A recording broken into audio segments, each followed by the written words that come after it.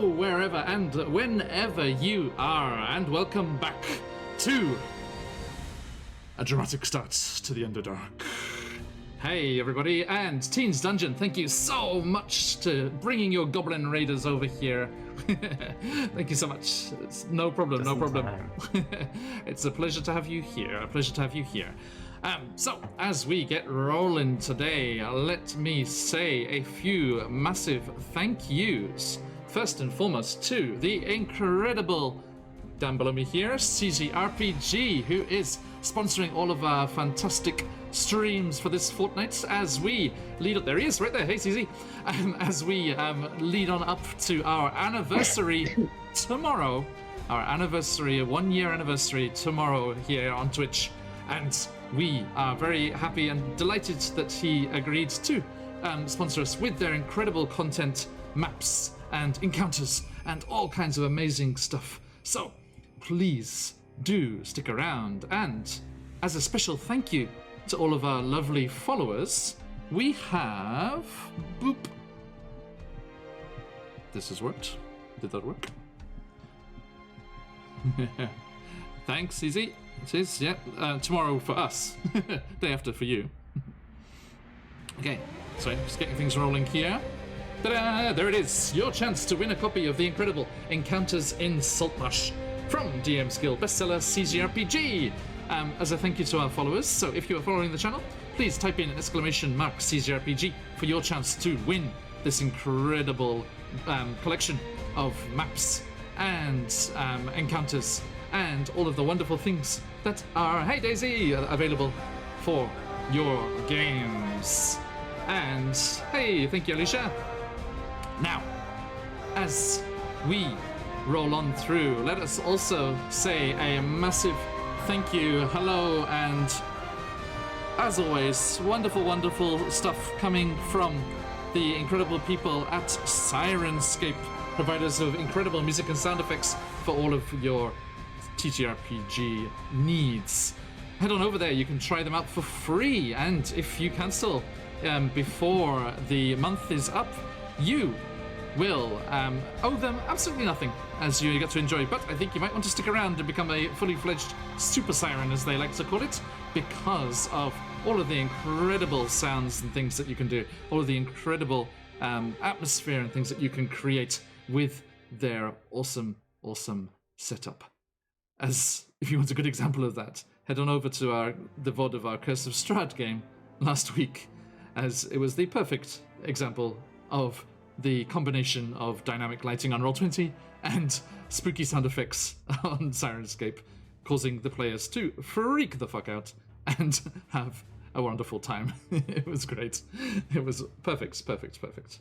Now, also, we want to say, speaking of music and sounds, we want to say a massive thank you to the wonderful, wonderful YouTube channels, Dark Fantasy Studio, Travis Savoy, and Epic Journey.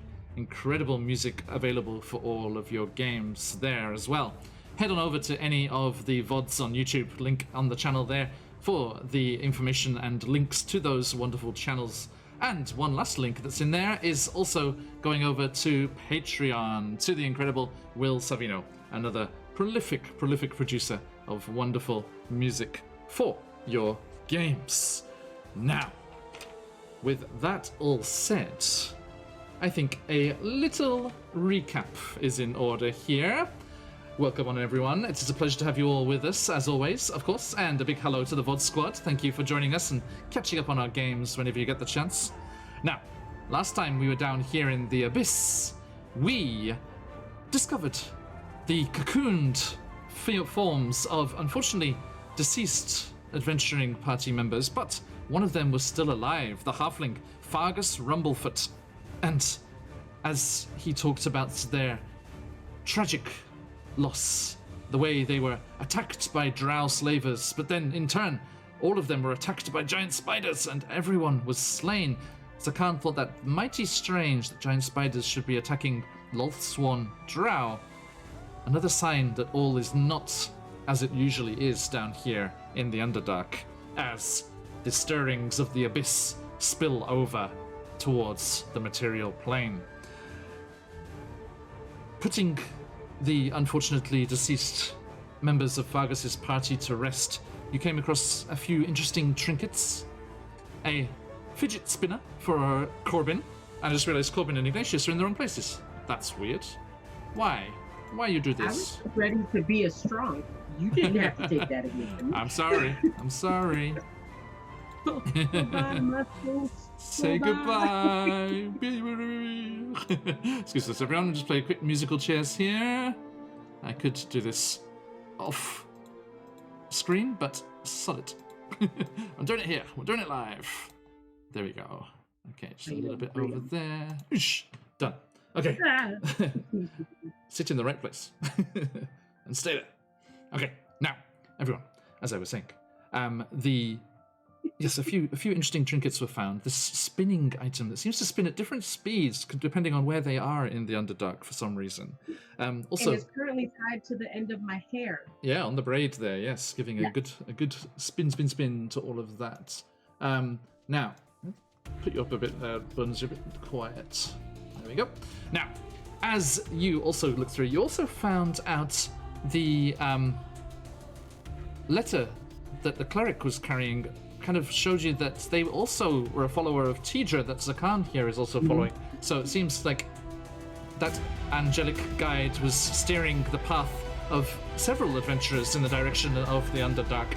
And also, you found the Bard's companion, a little black cat called Isel, which came running over to Elora and kind of latched on to her. And not the only pets in the group, it should be said, as we also were lucky enough to have you fine folks choose the name of our lovely giant spider companion from here on forth to be known as Webster. Webster, the giant spider, Corbin's good buddy and mount of choice as they go clambering and scuttling through the Underdark like the creepy monk that they are.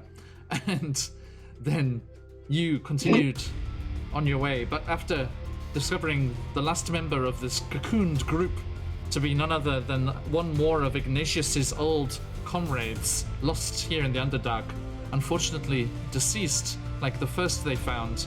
But as you were saying, last rites, kneeling over the body of the deceased comrade, their spirits, along with that of the first one found, channeled themselves through Ignatius into his great axe, and his ancestors imbued it with power that he may successfully defend his honor and their honor and the comrades that he finds himself with as they travel through the Underdark, and created a rather nifty magical item for our barbarian friend. Then the halfling, in thanks, offered to go with you and continue on his original quest, which was to find the intriguing lost tomb of Khaim, the mention of which caused Elora's strange, mystical sword hilt. A sword hilt that has piped up and communicated with Elora telepathically to speak out once more and let Elora know that that is where she resides. That is where the spirit that has been calling out to Elora since she arrived in the Underdark is languishing in need of her aid. And Elora swore, getting a feeling of goodness, a feeling of right from this, that they needed to head there with this halfling and try to rescue or help the spirit in whatever way they can. And luckily, it is on your way as you are planning to go to the Durgar city of Gracklestug, and then beyond that, in the Underdark caverns, is where this tomb lies. Apparently having fallen from the sky, from a flying city, way back when. Lost to knowledge from lost times, but intriguing nonetheless. Now, you also noticed that your friend Sarith, the drow that is traveling with you, having escaped from the camp of the slavers alongside all of you, was acting rather strangely, and Zakan noticed almost like fungal spores around his head until he was snapped out of his reverie and came back to himself and consciousness almost, and the spores disappeared quickly. But keeping an eye on him in the coming days of travel, although he seemed to zone out once or twice, the same strange phenomenon was not observed after that. But in Zakan's experiments and investigations into what this could be, was it disease? Was it poison? Was it some kind of entity? He didn't find anything about Sareth, but he did discover that Elora's cat, Isel, has something of the Fae about it. Which, I'm sorry, I'm going to take a little moment here and take credit. Before the new books were announced, I put that in there. Called it. Very excited about the new Fey-Wild adventures that are coming out later in this year. As you continued through the caverns and tunnels, you saw various incredible sights, including the ruins of a long-lost settlement, hanging almost like forgotten party decorations up amongst the stalactites of a giant cavern. But apart from that interesting sight, you passed unmolested, unscathed on your way, and we find ourselves halfway to Gracklestug as you travel through the Underdark. And I'm going to stop talking and pass it over to our fine folks here and let them introduce themselves, who they're playing and where they're at right now. Elora, please.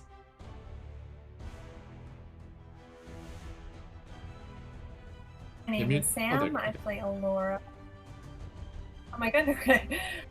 She is a high elf rogue who is from Mythdraenor. She ran away from home to start her own outlaw band. Was captured by the Drow, escaped with these lovely people, and now has her own cat. Which is pretty nice. Indeed. Thank you. Okay, moving along the line. Ignatius, who are you? Who are you playing and where are they at? I am Chris and I am playing Ignatius, Poppy Zorillis, the Minotaur Barbarian, Ancestral Guardian Barbarian, who has a bunch of ghosts floating around him now, and has an axe with ghosts in it. Everything's ghosts. Ghosts all the way down. I was taken to the Underdark, kidnapped, and now I'm trying to find my people before getting the F out of here. Yes, and when he says he's Chris, he is, more importantly, Chris of CarniSideShow. There is the link over there. Go and head on over and give them a follow, please, for all of their incredible shows and sessions that they have for going on throughout the week. Moving on down the line, Corbin, who you playing?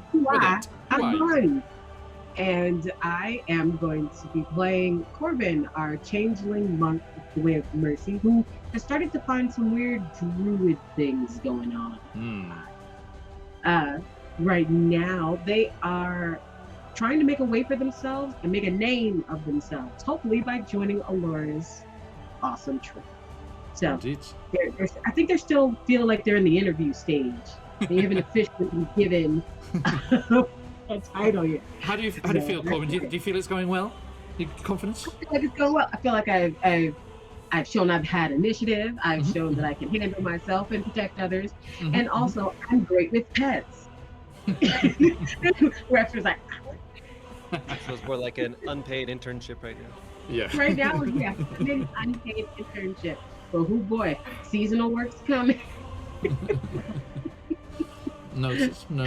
Okay, thank you very much. Now, good stuff. Thank you very much. I think we switched places. You switched places with Jim? No, not on my screen. Oh, in Discord we did. Yeah, you're in the right spot for me. John's in Elora's place unless it switched back. Oh yeah. What the hell? What is happening today?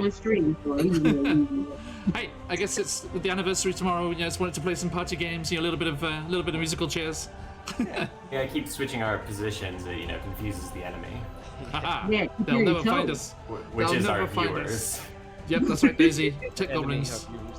Tech goblins. Okay, Elora. Happen and everyone just Sneak on over here. Sorry. I'm playing with it. And Zakan. Thank you, Carney. Slay those tech goblins. Thank you, Dread, for the swords. Okay. And stay there. I blame Alora. Okay, right. Hashtag blame Alora. No. It's the tech goblins. We all know that what they're up to, what they're at. Okay, thank you. Really bad. All along. Cats. Probably. It's Alora all along. All right. It's like we had to have one memeable song every session. Apparently, we had Yevon Polka last week. Right. Okay. Thank you. And last but not least, Zakar, rounding out this well-balanced Underdark adventuring party. Who are you? Who are you playing? And where are they at? So I'm Steven, and I'm playing Zakan, the Scourge Aasimar Ranger / Cleric, who is doing what they have always done. They are a native of the Underdark, and they find the lost and guide them to the light. So at the moment, they are, doing their best with an increasingly large group of people who seem determined to get killed. And they are concerned about the limits of their power, which have been languishing in the absence of their divine patron. Yes. Although, I can confirm for a few people who are around here, although it seems to have unfortunately missed Guild Superior.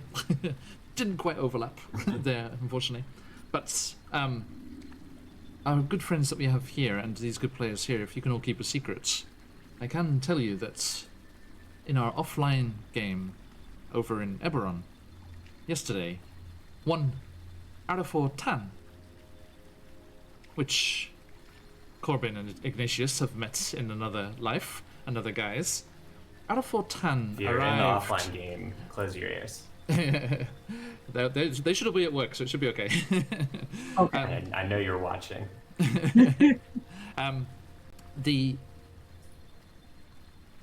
innocuous, the incredible, the erudites out of 4 Tan arrived in Eberron and scooped up your patron's brother, Zakan, and is now hurtling across the multiverse back towards Avernus to reunite the brothers in the hope of rescuing your patron, their mother.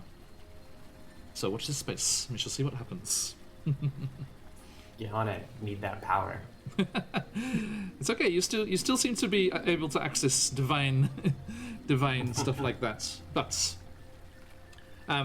yes. None of that kick-ass manifestations of angelic forms, I'm afraid, just at the moment. When Tidra comes back, I get 10 levels. That was the agreement. I think you have to go to Avernus and save it yourself to do that. Okay. Field trip. There are 100% some portals somewhere down here in the Underdark. You can get there through the Abyss, I'm sure. No, don't test me. Yeah, if you can find the river Styx as it's passing through the Abyss, and actually no, you'd have to go up. You have to fight your way up river from the Abyss to get to the Hells. But hey, Zakan can find anything down here. all right.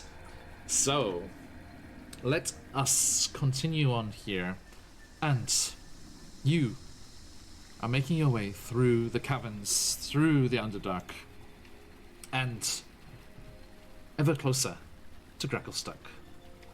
And as the days roll into each other, forging underwater rivers and streams, passing through narrow tunnels and vast caverns, mushroom forests of zirkwoods towering above, and the various other kinds of bracket fungus and the barrel fungus and all the different ones dotted amongst the bioluminescent lit locations that, Corbin, you feel like almost like a hum of energy. You can almost feel the presence of the life in those particular tunnels and caverns, as the rest of the location is fairly devoid of life, apart from scary things that want to eat you.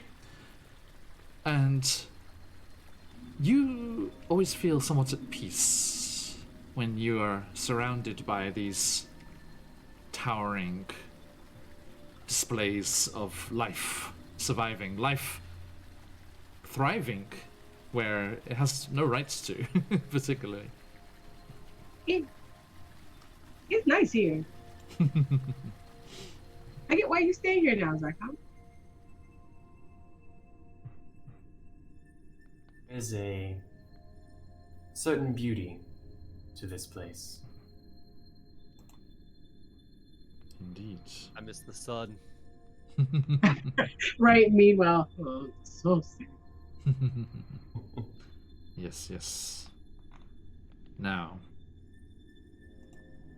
I think Elora and Ignatius have made a roll for the third quarter of our journey. Corbin. No, the last time I did this, we fought spiders for 2 Summoner. sessions. I was about to give you your official title, Summoner of Death. Okay, cool.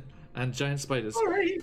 Before you check for any random encounters, I need you to make an animal handling check. Because we did last time. Yeah. Okay. Is Webster looking a little bit hungry? Anytime Topsy or Turvy strays close, yes. And your drool starts coming out. Let me just get that for you, buddy. Okay, animal handling. Yes, please. I rolled a 19 plus 1, dirty 20. Excellent. Excellent, excellent. Okay, sorry. You'll be my baby for the rest of the session.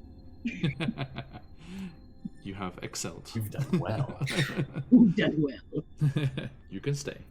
Okay, now, thank you.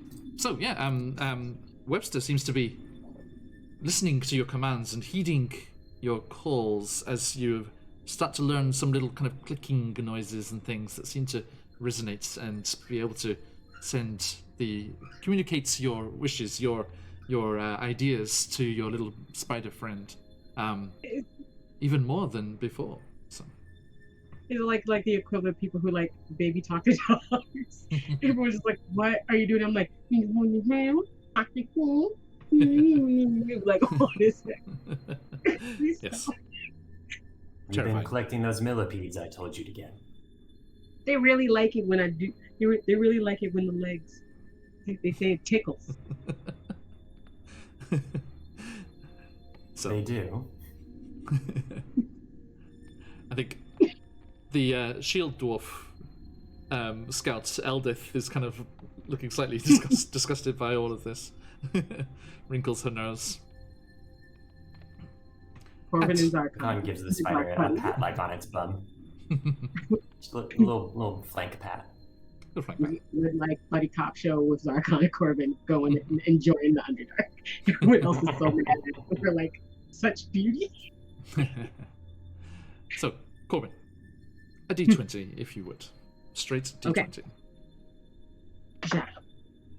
Use your cheat dice. Used a set. I rolled a 7. Okay.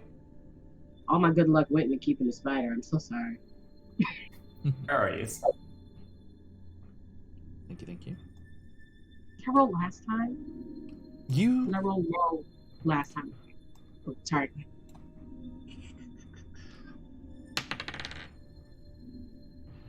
A short distance into your journey, as you're carrying on towards Grecklestug with Hemeth, the Durgar merchant, and Fargus, the halfling.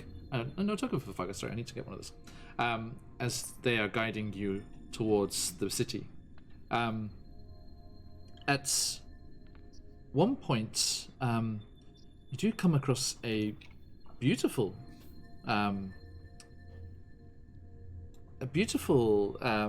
cavern, which contains fist-sized chunks of quartz that shed dim light in the area immediately surrounding them, just scattered throughout this whole cavern.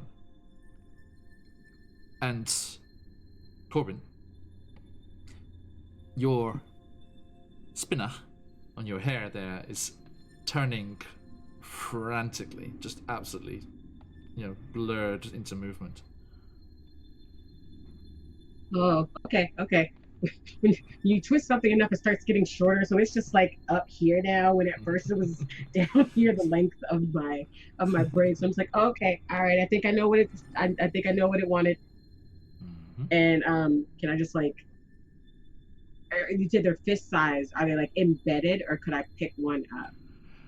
They are attached to the surface. These interesting little shards of crystal, but Zakan, you know that if these impact heavily enough, or are impacted against heavily enough, they set off a huge flash of quite blinding light.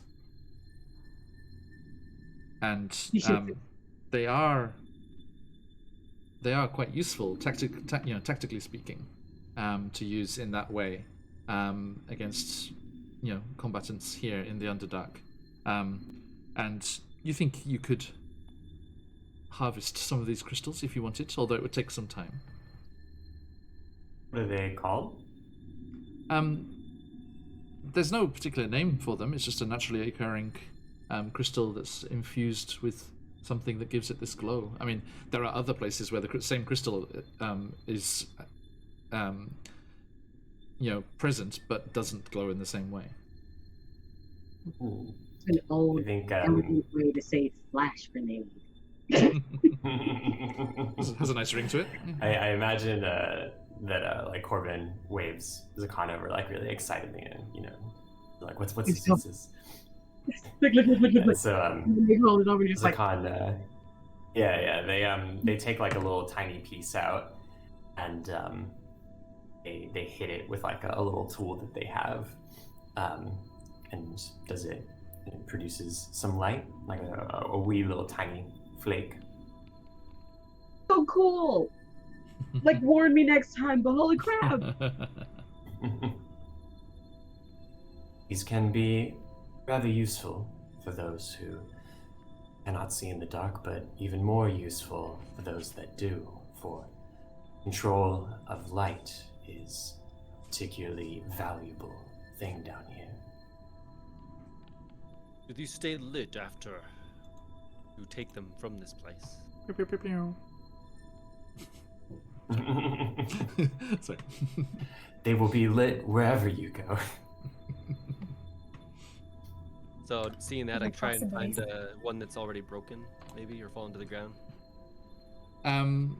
You'd have to pry them off. It looks like any that are loose seem to have been already taken.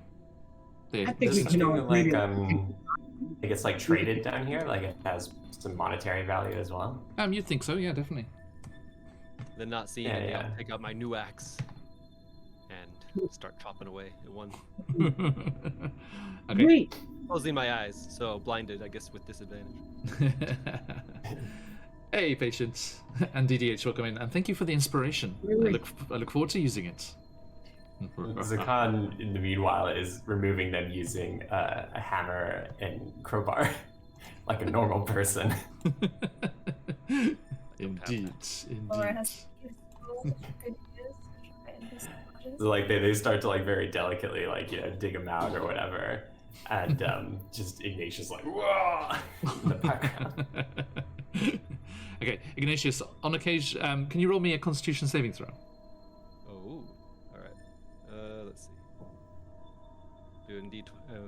D&D Beyond 16. Okay. Yeah, at one point you accidentally, don't hit it where it's attached to the rock, you actually hit the crystal itself, and there's just this massive whoosh of light that flashes and it illuminates the whole cavern briefly, and you are almost blinded by it, but not quite. Cool. So there is... Do I manage to get a chunk?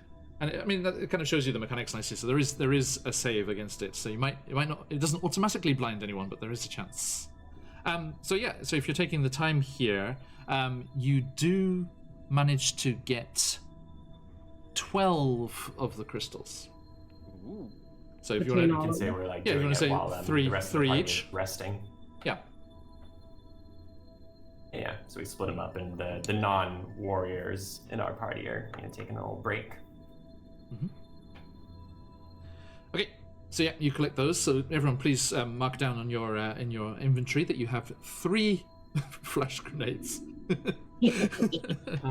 Right.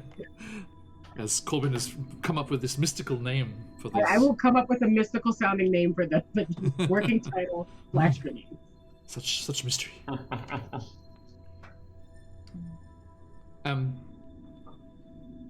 Patient, if you want to jump in on our giveaway, we are still giving away incredible CZRPG stuff every session, so jump in on that. It's up until this weekend. Saturday is the last chance to win, so do have a go. Now, just a custom item, eh? Yeah, just write it in. All right, thank you. Now, as you are doing that, your friends, as you say, take a rest, and people are taking turns to keep watch at the entrances to the cavern. You do discover at one point that there is a couple of other entrances higher up, so you actually are looking up and you're like, oh, can we keep an eye on them as well? And Corbin, as you're kind of looking up at it and talking with some of the other allies of yours here, your group here, about what to do about that, Webster suddenly moves, almost sensing your will, your fears, your worries, and your desire to check out that higher up entrance. And with that animal handling check, you now have the ability to continue and stay put atop Webster as they use their climb speed. We ride it done. So I don't think you can do upside down yet, but certainly going up walls. I'll earn that. I will agree to earn that. Okay. Now, the lower end of the possibilities of that animal handling check will also have results. Yeah. Just gonna say that. Natural 20 for the DM. Sorry, I'm going to spoil myself with some emotes. I'm sure it's fine. Right. Okay. So yeah, after you collect up these nifty little flash grenades, you carry on your way into the tunnels once more. Do we have time to do a short rest while we're there? People harvesting crystals? No. But all of you can take a long rest, because this is representing several days of travel. Yeah, some other day. Yeah. Right. Yeah. So everyone take a long rest, please. And doobie-doo. Oh, well. How do you guys feel about pomegranates? About what? Oh, that's good. I like that. Sorry. Confused me for a second. I was like, what? Hilariously, that is where grenade comes from. So. Yeah, that's why. Thank you for doing that. Yeah. It's a bizarre thing to know. Officially changing the name. Pomegranates. Pomegranates. Excellent. Okay. I just want to say, patient has popped something in chat here. The cutest pet that shows up on camera gets inspiration. This is all I've got. Everyone's like, wait a second. Look how cute they are. Would you like to say nice Carulius. Traveled all the way from Florida to Japan. Sounds like, get over here. Dog, get here. So we have a blue dragon, we have a birdie, we have a... Hey, Bunsy, your dog and cat the same color scheme? Oh yeah. Yes. No, yes, they are. They're both black with a bit of white on their chest. Thank you, Cece. Yeah, I was like, oh, it's the cat, but it was not a cat. Yeah, Cece, join us for Strahd later if you can. But good night. Cat is lounging in the window. I'm not talking to him. But just keeps bringing out like a parade of black and white animals. Corbin's smiling dog takes the win. That's a good dog. That's a good dog. She went right back up on the bed. She really is doing good tonight. Inspiration to Corbin's cute doggo. Oh, I thought... Oh, good girl. Oh, there we go. What is that? Oh, Fish? Fish? Frog? Or lifted. Nice. Thank you, Patient. So, Corbin, you have inspiration too. awesome. Thank you, Patient. That's a fun way to do that. Right. Okay. So, Zakan,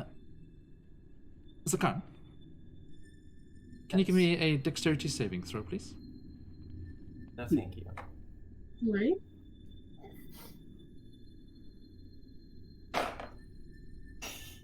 That's gonna be a nat 1. Oh, nasty.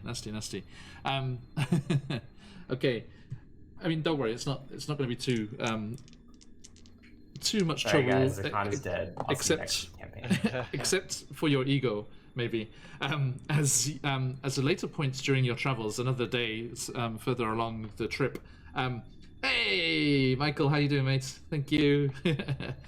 And can I just say, I am very excited about next month. It's going to be incredible. Everyone, do head on over. Let me do a quick shout out while we're paused here. Dead or see. Okay, I can type. Dead as a gamer. They have been streaming Dungeons and Dragons. I am not surprised. Yes, do head on over and give Dead as a Gamer a follow if you would be so kind, as they are incredible. Okay, so now, Zakan, as I was saying, a few days later into this section of the journey, you find yourselves traveling through a section of caverns rent with gashes and clefts in the rock. And even though you're being cautious about it, Zakan, I'm afraid you're paying more attention to the well-being of your friends and colleagues and comrades than your own self. And as you're doing so, a massive vent of hot steam comes gushing out of one of the vents on the side of the cavern, and you take 5 fire damage as you're engulfed in the steam. And it serves as a cautionary tale to the rest of you. And much like the Princess Bride, there is a certain sound that comes just before the steam erupts, and you manage to figure out how to avoid that in the future. Yeah. I think also similarly, like Zakan is right in the middle of explaining the danger of it when it happens too. Yes. They're doing that thing where you're walking backwards with a tour group, and so you're like, all right, so everyone I'm beginning to smell a certain distinct feature of the Underdark, which can create heated thermal vents that are incredibly dangerous should they emit in the location where you are. And yeah, whoosh, it just comes up, yeah, right then and there. And Topsy turns to Turvy and says like, well, he's really dedicated to showing us what's up. And yes, and I mean there's a long rest later that evening, so it's okay, it's not a problem. Ouch. I assure you it's quite painful. Yes indeed. All right, and the rest of that journey goes on relatively uneventfully.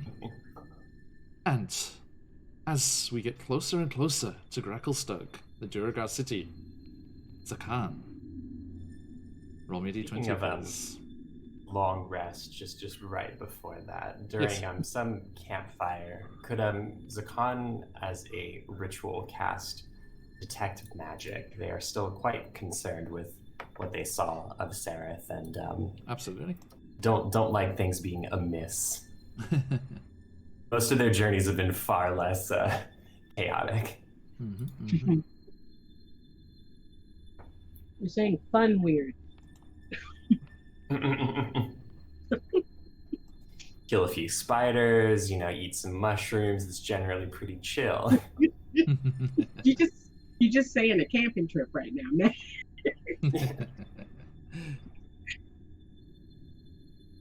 Don't see any fucking demogorgons and stuff. Demogorgon.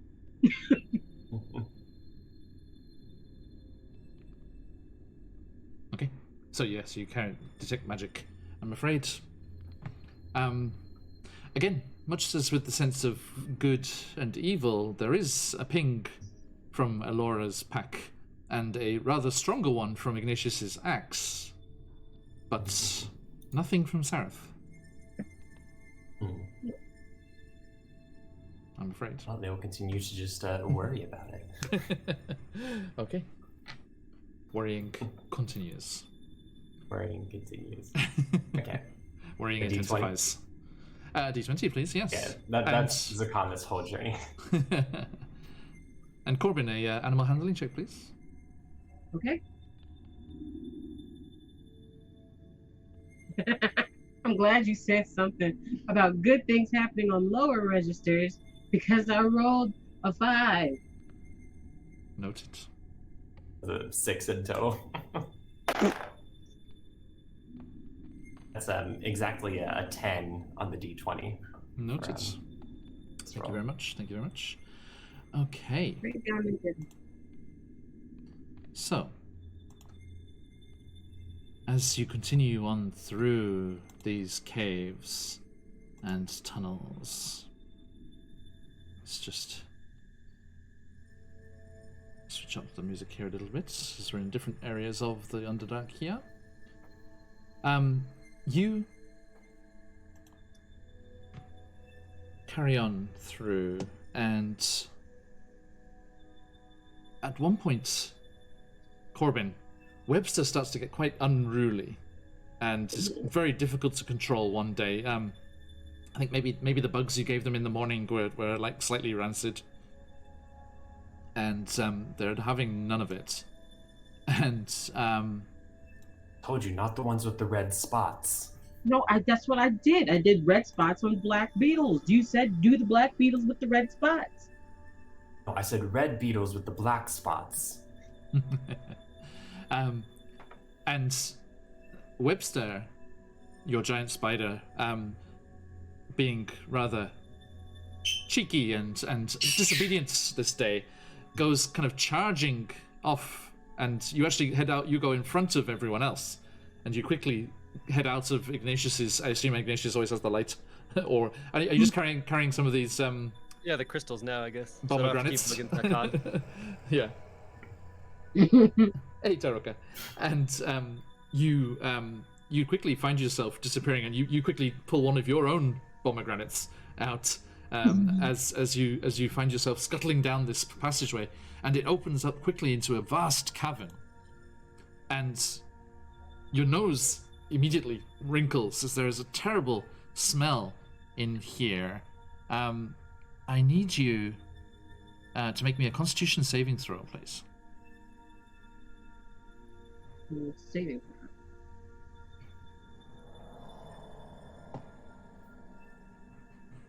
That is a 15 total. 15? Okay. Mm-hmm. You start to choke and cough, but your constitution, your monk, your body is your temple.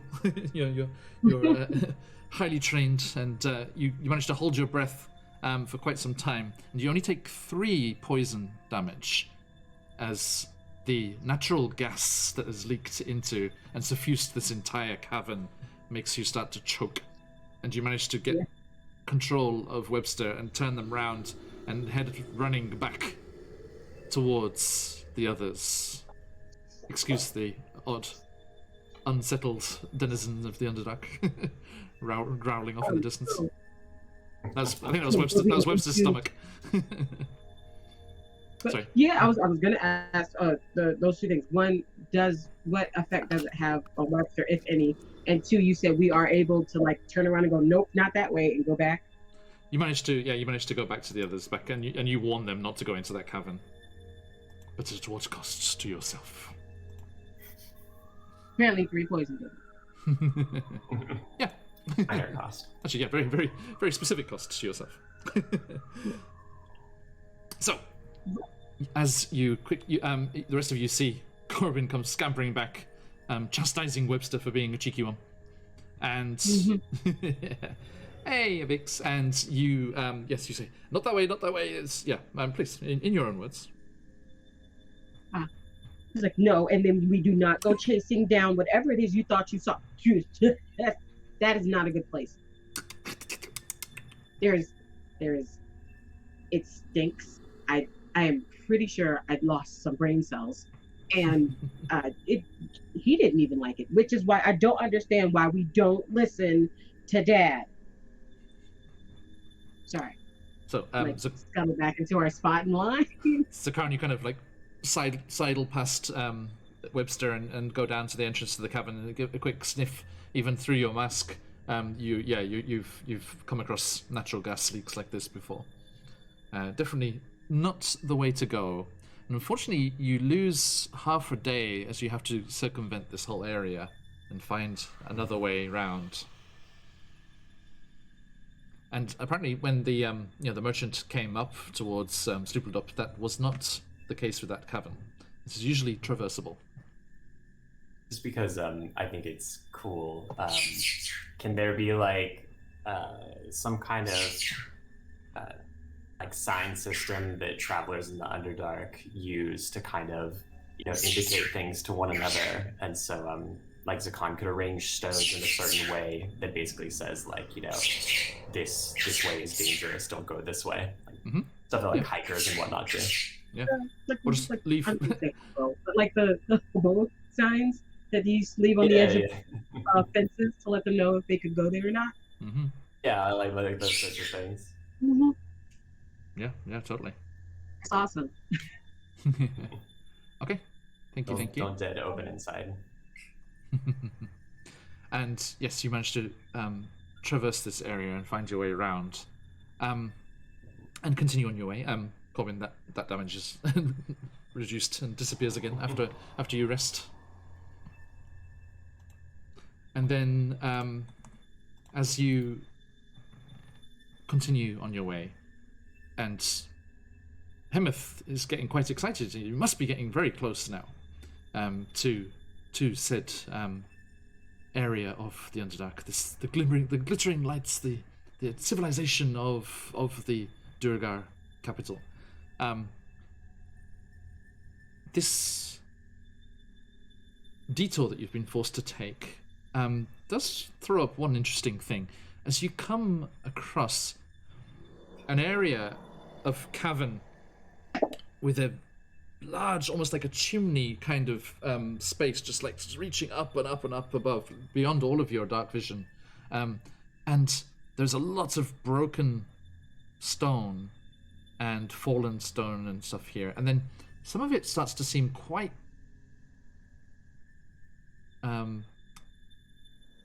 what's what I'm looking for? Like geometric, almost. And you actually realize that after a short moment that you're actually walking through the broken remains of walls.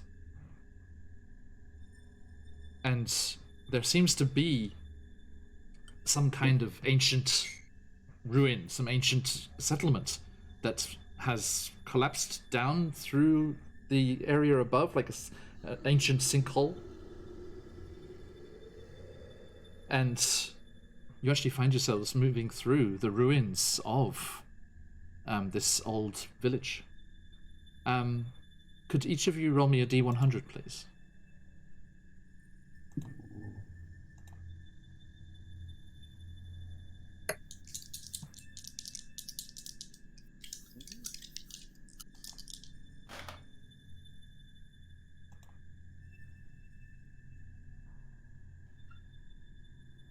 So, Elora, how'd you go? 60. 60? 61. 61, okay, thank you. And Ignatius? 10. A 10, okay. Corbin? 35. 35. And Zakhan? 6. A 6, okay. Thank you. So yeah, all of you are kind of like looking around, curious as to what you've found here. And Fargus looks a bit sad at one point. And you realize, and Elora, you realize this first, you've seen a couple of these on your travels and explorations of the Sword Coast. This was definitely once a halfling village. And Fargus is like kicking around, kind of disconsolately, like kicking some of the rocks around, and he's like, I wonder how big this place was originally. It's taken quite the bruising falling down here, but this used to be a halfling spot if I'm not wrong. And he says that to you, Alora, and you're kind of like curiously looking at and he points out some ways of carving, and like there's one doorway that's fairly intact, and you actually see how short, how low the top of the arch of the doorway is. And then something catches your eye, Elora, as you're looking at that archway into the whatever remains of the house that once was beyond. And let's have a look here.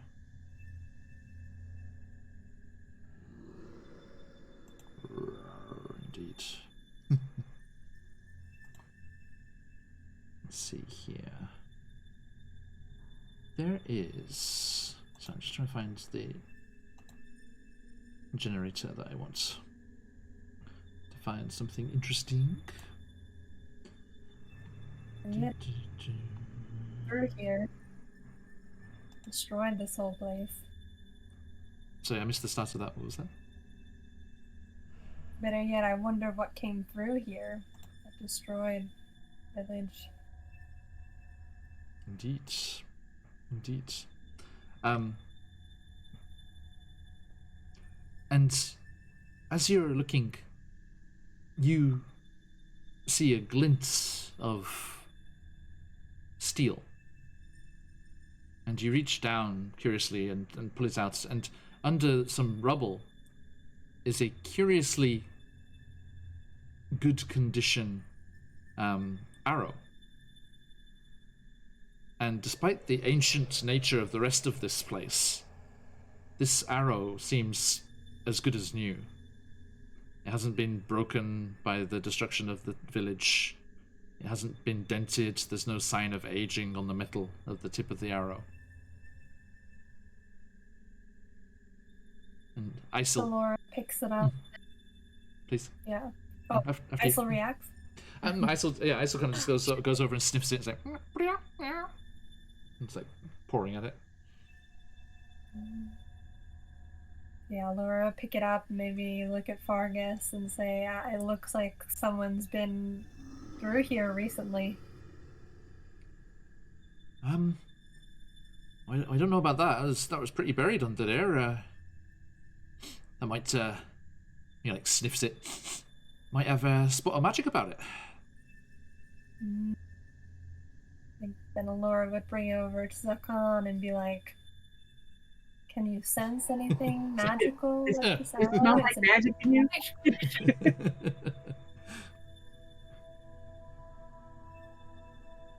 I can attempt to find out, yes. Here, lay it in front of me. Down, and I don't want to mess with it if there's anything wrong here. Well, if there was anything wrong, digging it out of the rubble and touching it with your bare hands would have let you know. As they're like, making their motions and stuff. Hey. And that's sort of lightly chiding, mother hen kind of way. There's nothing like there's nothing like the shade of the Underdark. And yeah, since we're just going through our days, I'll just use a spell slot. Detect magic. Okay. Yes, indeed. There is a aura of magic around this item. That it's not the same as identify, is it? It doesn't tell you what it does. I don't got that wizard shit. Okay. But yes, indeed. It is definitely magical. I will tell you what school of magic it is. Yeah. The DM's favorite question. Yeah. It is... let's see here. divination. Divination. Just remind myself what that is. It reveals information. Right. Whether in the form of secrets long forgotten, glimpses of the future, locations of hidden things, the truth behind illusions, or visions of distant people and places. But not all of those. Does all those things. For example. Yeah, so they've been like sitting and sort of meditating with their staff on the lap, and they turn to Alora and saying, "This arrow is indeed magical in some way. It has a sense of power to it.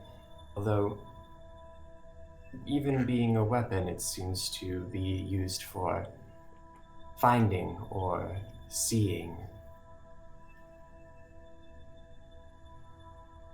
Could prove useful in the future. I think I might hold on to it. In one of the larger cities we encounter, someone might be able to tell you more specifically what it is for, or what it might be worth in trade. If that's the type of stuff you guys are starting to want to do on the next place we go, I might be of some help, Miss Laura. I didn't hear that, Sam. How so? Are you familiar with this type of magic? I kind of, yeah, actually. Finding things people want is a bit of a family vocation. Oh. I can hear your eyebrows from hearing this.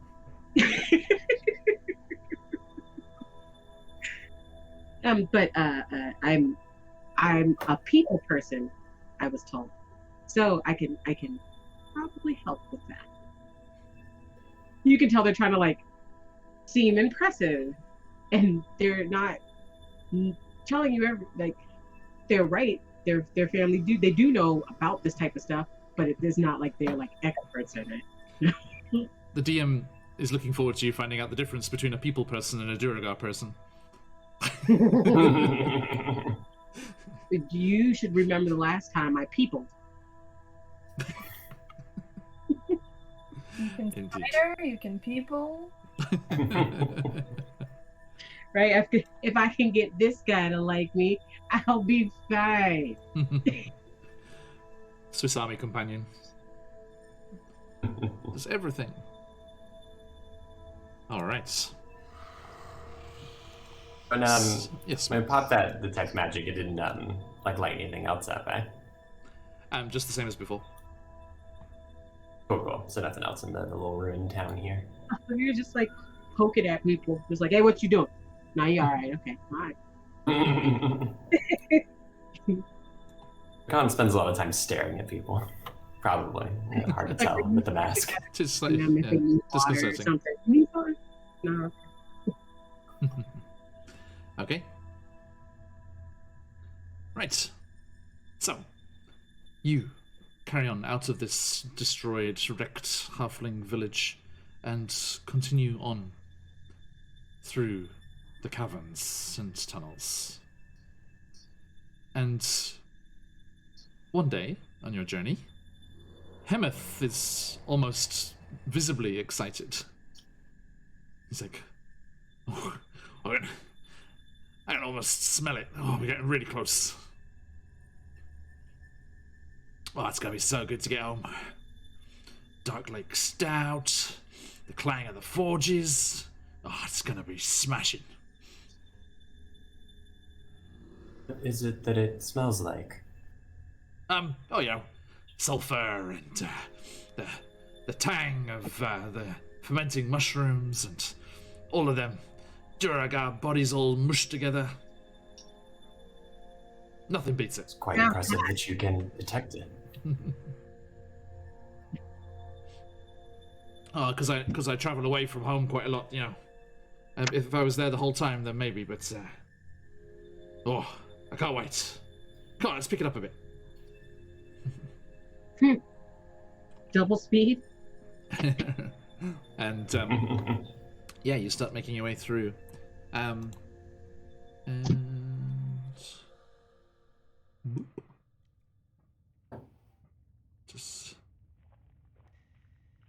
Just going here. It's quite a subtle one. Sorry if that's very, very quiet at home. Okay, now you continue on your way, and as let's have a look here.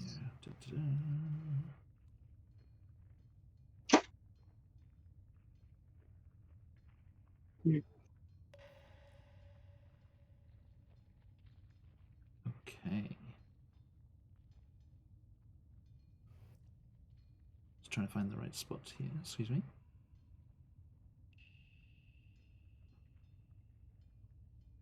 So, yes, as you are making your way through the tunnels, and Hemeth is getting more and more excited, you find yourself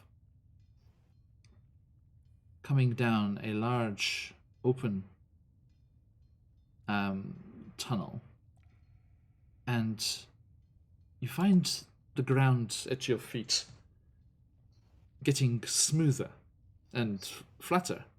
A welcome respite from the uneven passages that you've become wearily accustomed to.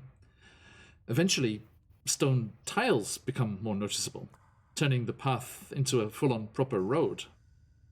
And you can see spots of light in the distance, glowing in the dark, blue-white, and two regularly placed to be mushrooms.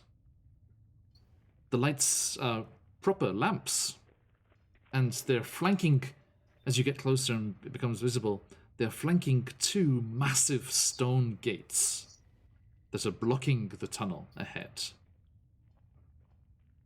But before you get the chance to examine the intricate carvings on the gate's surface, a harsh voice hisses from a slit in the cavern wall to your right that was not there before. "State your names and business," the voice orders in Dwarvish. Does anyone hear that? Anyone know that? So Corbin, yeah, you understand. Nope. Okay. And as this voice calls out, other similar slits open in the cavern walls, and they reveal the tips of a dozen crossbow bolts. And behind you, a metallic din announces a group of 6 heavily armored dwarves, appearing out of thin air almost, their swords leveled at you from behind sturdy metal shields.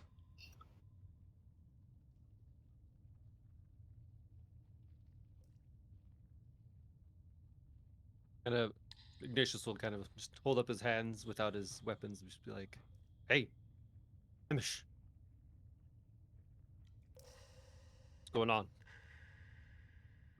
He's like, "No, don't worry, it's just normal security. You know what things are like down here, it gets pretty rough, we have to be careful." What do they say? I'm just asking us to stay up, this is normal, happens all the time. And he's like, leave it to me. And he walks forward. And there is a exchange in Dwarvish back and forth between the unseen guards and Hemeth. And let's have a look here. Khan waves Eldith over and says, could you translate the exchange? Not that I don't trust our new companion. Yeah, sure, I can do that. He's just asking why Hemeth's with such a eclectic bunch of travelers. The problem with Greckelstug, the Duergar in general, is, they're not too friendly to outsiders. And you remember that yourself as well. And you remember, Zakan, there's one section of the city which is okay for other races to be part of, but then the upper area of the city is only for Duergar. Not allowed. No one else is allowed up there. and you remember that particular detail as you arrive here. And let's have a look here. Does the con tell us kind of like what we should expect maybe in this city? Mm-hmm. Yeah, I think probably as they were approaching, like before this whole encounter, they did like this is how Duragar view non-Duragar in their city. Mm-hmm. The security always so friendly. Yes. They have kept themselves safe from not only the threats of the Underdark, but the threats of Drow and others through such security. They are hostile, but not dangerous. I suppose I can't blame them. My own city doesn't allow foreigners either. We will, if things go well, be allowed into the trade ward and no further, but we should be able to buy some supplies and rest. And get a drink. And that. Okay. So yeah, the exchange continues going on, and then you are each asked to state your business and where you're from, and to explain why you want to enter Greckelstuck. So Elora, you first. And the voice does actually switch to common. So we are here to seek shelter temporarily, to potentially trade goods. We mean you no harm, we come in peace. What do you bring? We we have some interesting goods that we found underneath in the water. Some orbs, I think. Magical? Potentially. You, Minotaur. I am simply looking for my comrades who were taken by the Drow. Apparently they managed to escape, at least some of them. They should be Eladrin, if you've seen any strange elves come through, not Drow.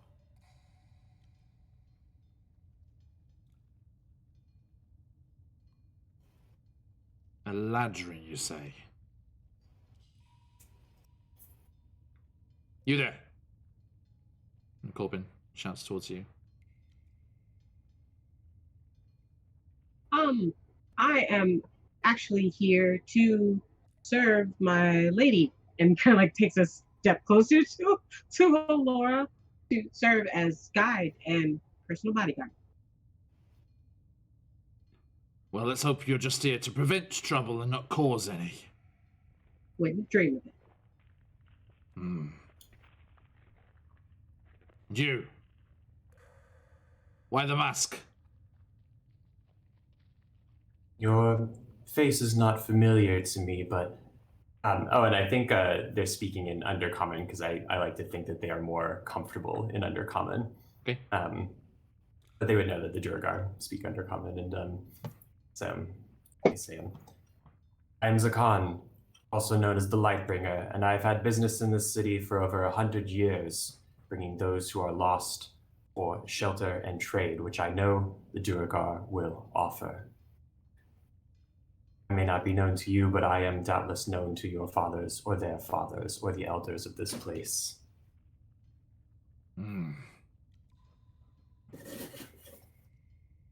Okay.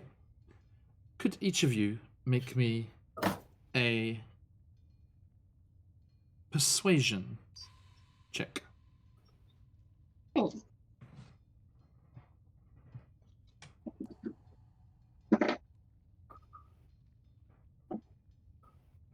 Hey, Laura, how'd you go?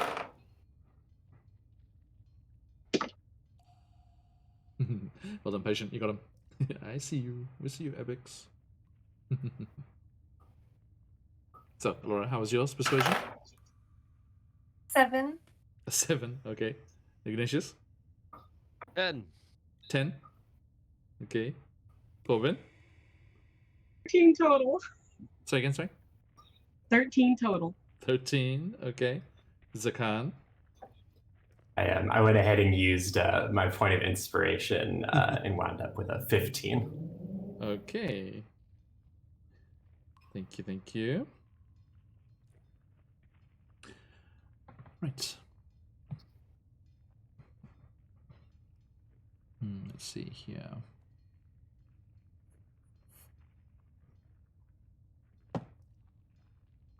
Okay.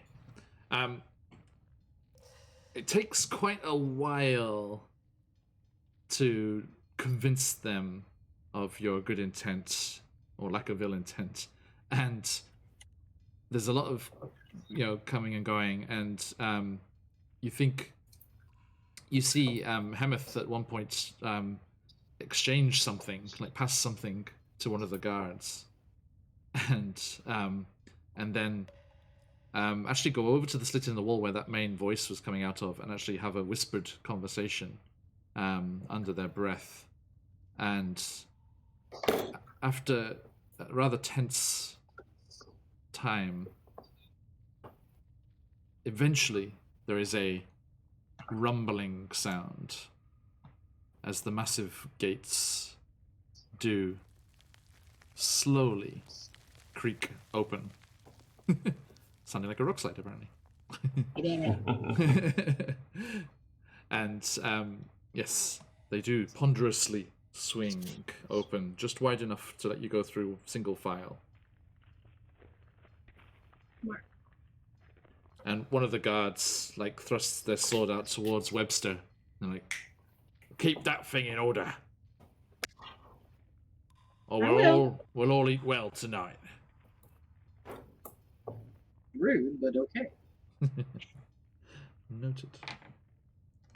And you file through the gates and into the interior of Gracklstock. So I don't know how long it's been since Zakan has been here, but does it seem like even more mistrusting and tight on security than they usually are? Do they appear to be on high alert? That was harder work than normal. Mm-hmm. So, dear players, let me bring you over here.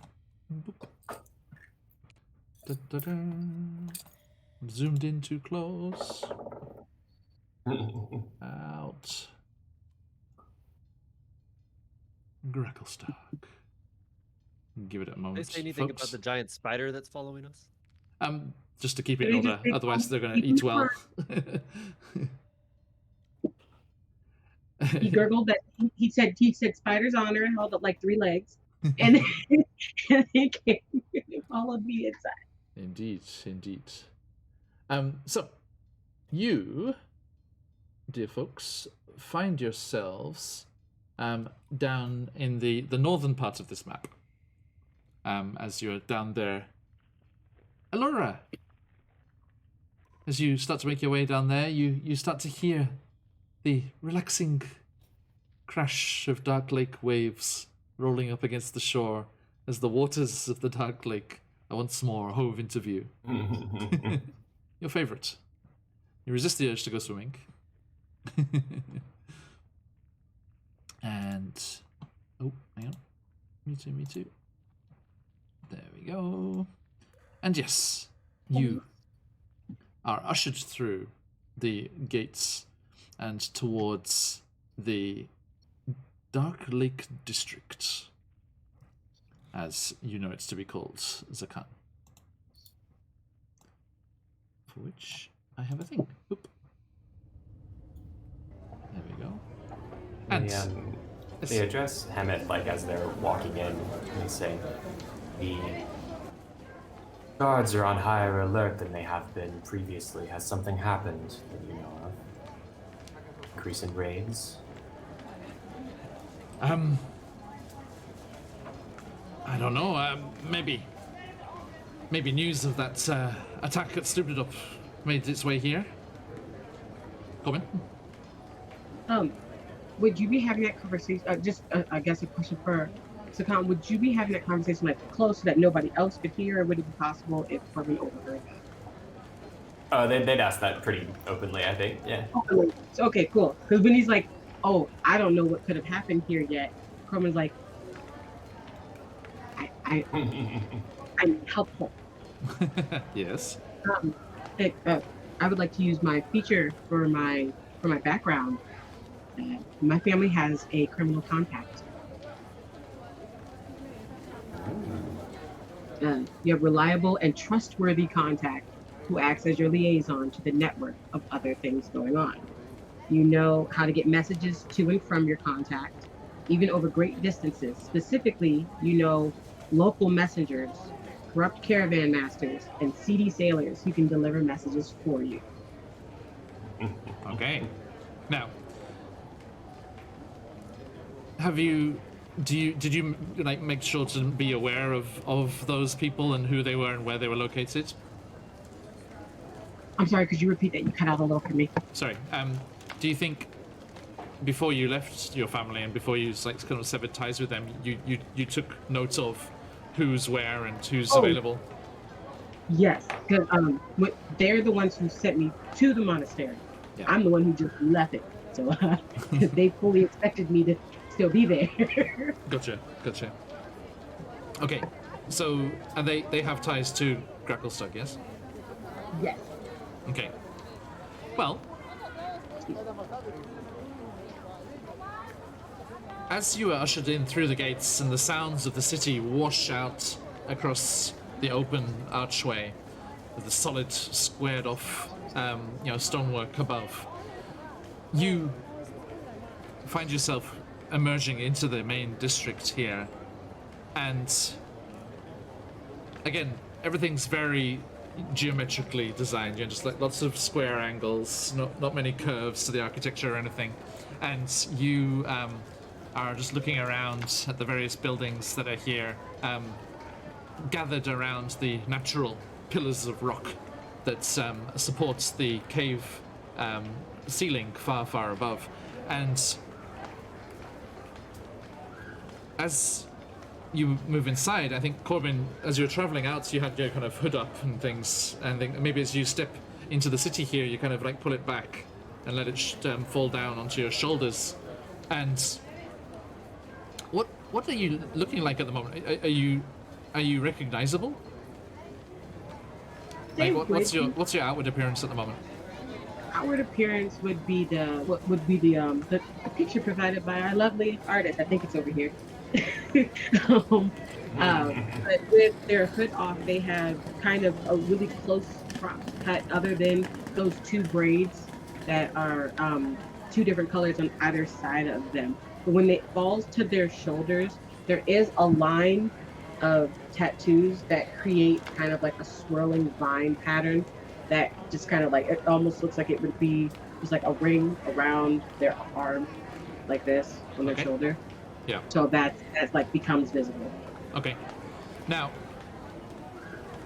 is any of that the appearance that you would normally have had when you were up at the monastery and with your family? Mm-hmm. Yeah. So it's a family tattoo. This is a family tattoo. Okay. So when you do that, a Duragar emerges out from a passageway in the side of the rock, and it sounds like it's the same one that was addressing you in the main tunnel. And the secret door just almost soundlessly opens in the side of the wall, and a Duragar guard comes stomping out and comes towards you, Corbin, and reaches up, pulling off their helmet, letting out the shock of white hair. Well, and you see underneath the helmet, the grey skin and the beard of their kind. He musses up the white beard as he walks closer and switches to common and lowers his voice. And there is a discomforting glint in his eyes and smile. Chris. You lot are clearly lying, and I ought to just send you to the slave pens, but I recognize that ink.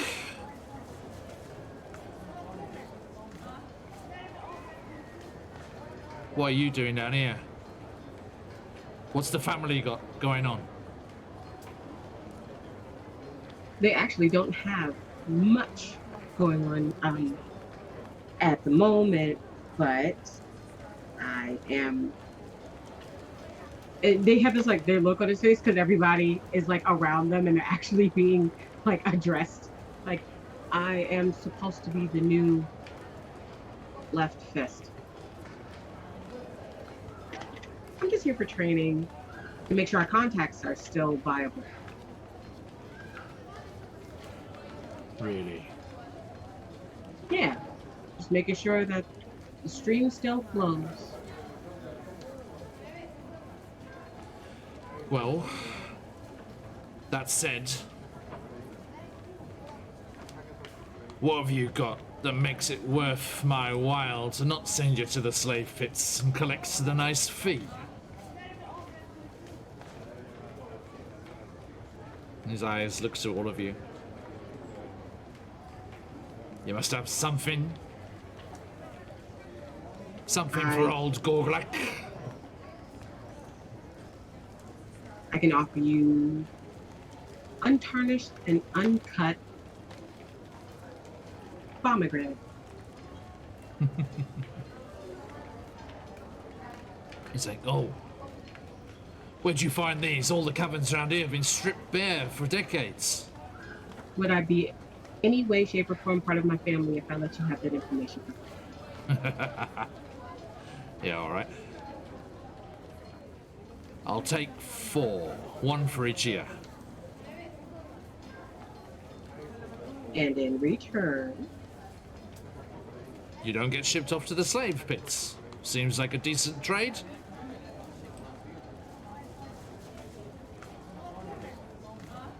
can I do an insight check just to make sure he's not bugging me because I admitted I was new? Sure. Cool.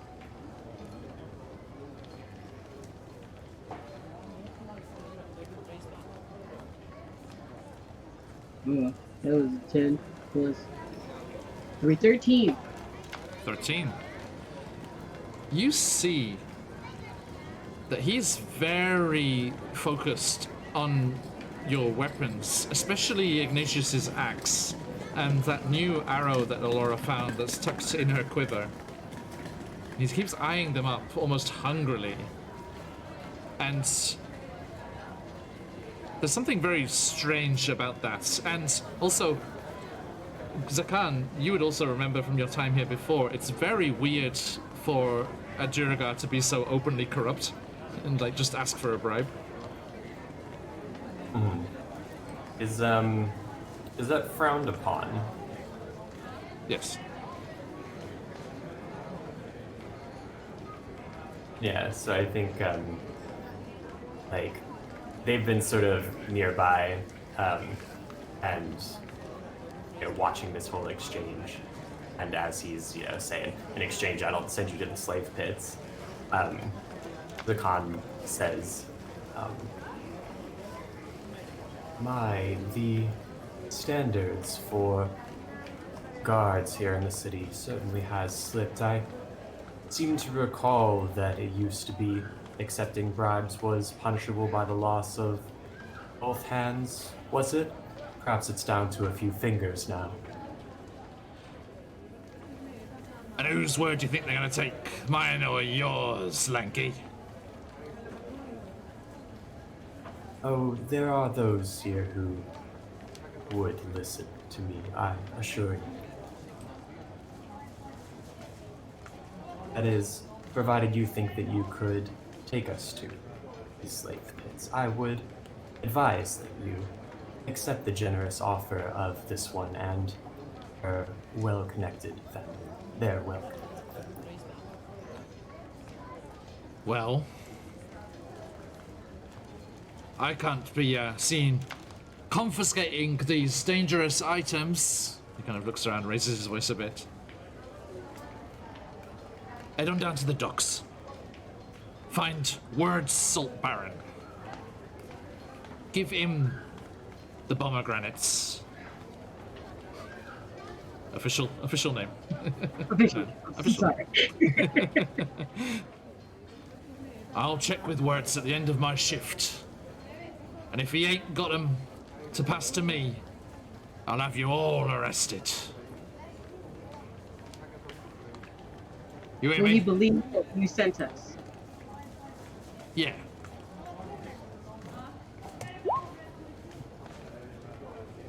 So put that in the Roll20 chat there. That's what he said to do. Okay.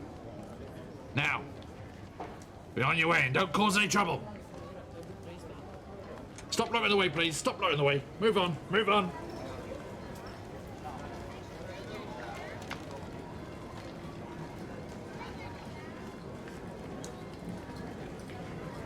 Like standing really close to the spider now, and you can tell their form is like fluctuating a bit out of being ages now. They seem at least like your height now, Ignatius.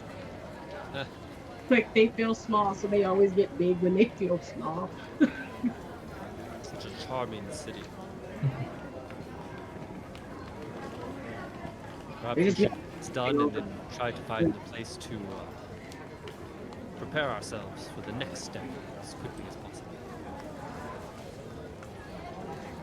I believe we have some members of our group who will stay here and arrange transportation to other places.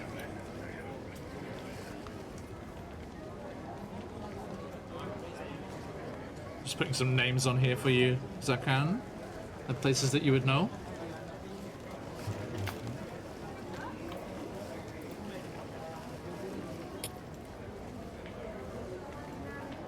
As they're walking away, what was that dude's name?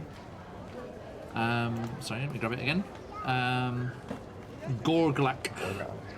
Gorglak. Yeah, so whenever Gorglak is, going back to his post and they're walking towards the docks, Zakan turns to Corbin and they say, that contact, is he of importance or value to you? You said it with the what?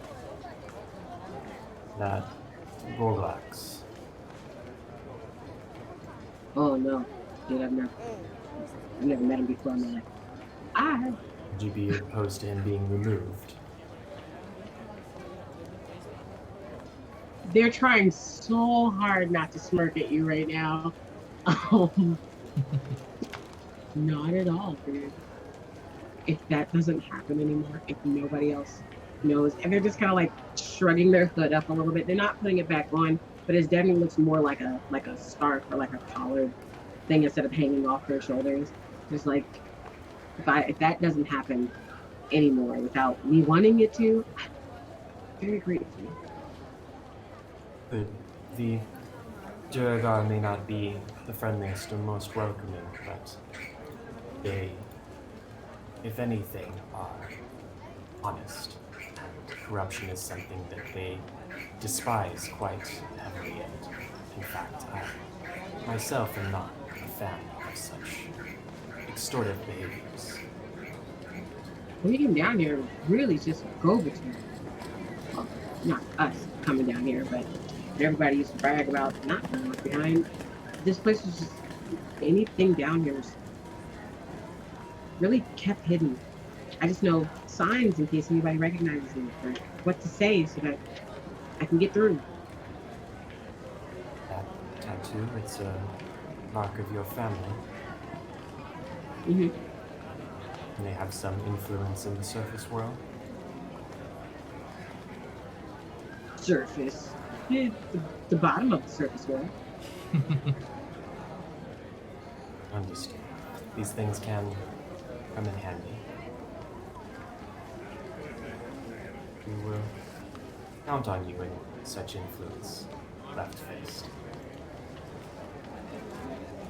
they visibly relax when you say that, and it isn't like a judging thing. It's like if we need that type of help, we'll definitely know who to call on.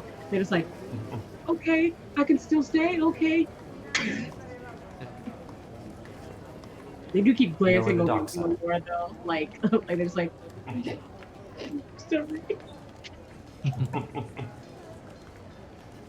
Noted.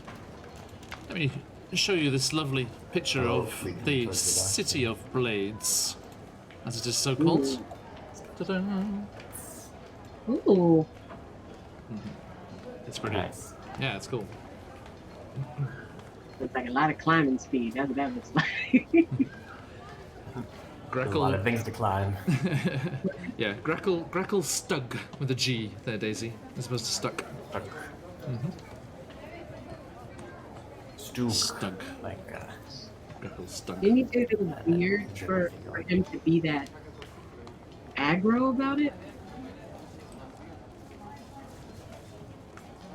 Yes, it was certainly quite open of him. Tell me, have you attempted to use your family's name before in such negotiations? I have only witnessed what happens when somebody uses my family's name. I haven't. That was the first time I ever tried to throw it around. Do not underestimate the power of such things. Do not be afraid to lean into it. You are kind, but young, and there are those who would take.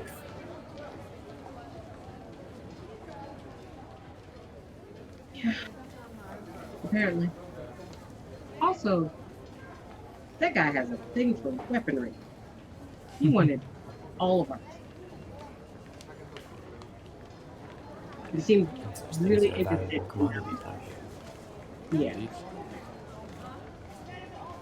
So I think it might actually be better if you didn't outwardly ask about the arrow until we get into a merchant school. Well advised. Is it back there in her pack, so it's not as visible? Okay. Good idea. So yeah, as you move into the city proper towards the Dark Lake district, which is where the other races are allowed to be, you are hit as a wave of heat slams against you, and acrid smog rises up to choke the air out of your lungs. As you make your way through the streets, you can see beyond the Dark Lake spreads out beyond the jumble of buildings and streets, and it reflects the light of countless fires burning across the city within hollowed out columns and stalagmites. And though the streets are crowded, you can move easily within the surging throng of buyers, merchants, slaves moving around. You see a few other races, but mostly Jurgar, of course. But you aren't the only outsiders here. You can see Drow. There are other Swerfneblin, Dero, Orcs, and some other races scattered throughout the crowds as well. The shouting of the people blends with the sound of distant hammering to create a constant, distracting din.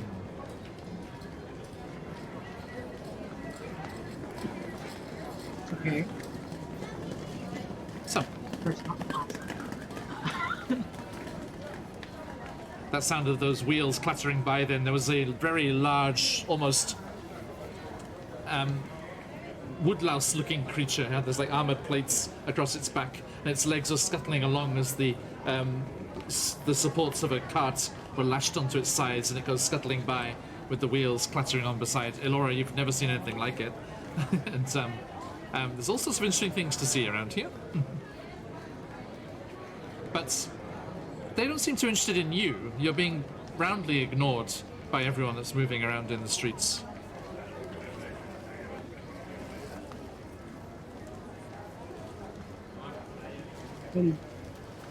So, what is our next move? Should we find somewhere to stay, perhaps? Hemeth wouldn't mind that drink right about now. This is all very new to me. Very loud, actually. prefer to be somewhere a bit less clangy. So go to your bed. But the Corvus gonna look over and go, "What's that like?" What's what? Sorry. Drinking. What's that like? They're gonna ask you, Ignatius. Never had a. Are you? Well, it depends how much you drink and how fast, but it can be quite enjoyable. Okay, a lot of people I know seem to have did, but we weren't allowed to have any at the monastery, and I wasn't old enough yet. Well then, my advice would be take it slow. Good advice. Drink now. Where? You must go Laura now. never wanted to get to a bar. Let's go. And this is the perfect excuse. I want a meal. I want to sit down. I'm tired of this. Yes, it'll be nice to not have to camp in the dark. Indeed. That's just fun. There's a murmur of agreement, and especially from Prince Derendil.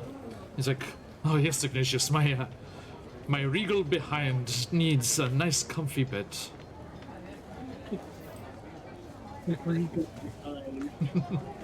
Ted Moss. What happened to you exactly? How are you in this form? You say you used to be an elf. Yes. Remember I told you, evil wizards out to destroy my family brought this curse upon me. Seems like a strange way to go about it. Did you offend them in some way? Does Zakan believe that? You can give me an insight check if you want. Oh Lord, did you shift your computer a bit? Your iPad a bit? You've disappeared behind yourself. I'm just. Okay. So, you merged. 14 on insight. And Laura and Sam became one. Actually, just the way it's sized, your art is exactly the same size as you. So you did actually just perfectly fit into it. So how'd you go, Zakan? Sorry. 14. 14. I mean, yeah, it sounds very far-fetched, but he believes it. So take that as you will. Now, as you can see on the map there are two locations where you could have said drink. The Shattered Spire out in the waters there, the Dark Lake there, towards the docks, where you have been asked to meet this contact of the guard. Or over towards the east side there, near the Blade Bazaar, there is Goldbrawn's Lair. Not in the docks itself, but just nearby, and nearby the bazaar, which you know can be many things bought and sold, Zakan. And Zakan, you know that whilst you would be allowed to drink at the Shattered Spire, Goldbrawn's Lair is the only tavern that allows people to stay. So the only inn that allows people to stay of other races.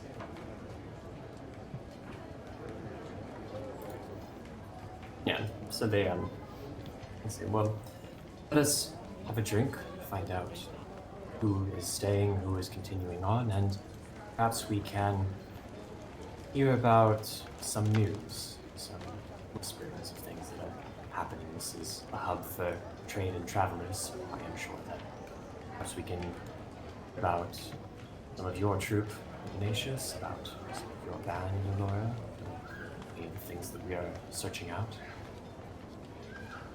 Sounds like a plan. We should Do you also. think we should... Sorry, go ahead. We should also pass on information about what we saw. I believe that will not be the last time we encounter Yes, it. I would like to make contact or see if some that I know are still here in the city, some that I can trust, and pass on such information. Saying it openly could cause a panic in the right ears, so they could prepare themselves.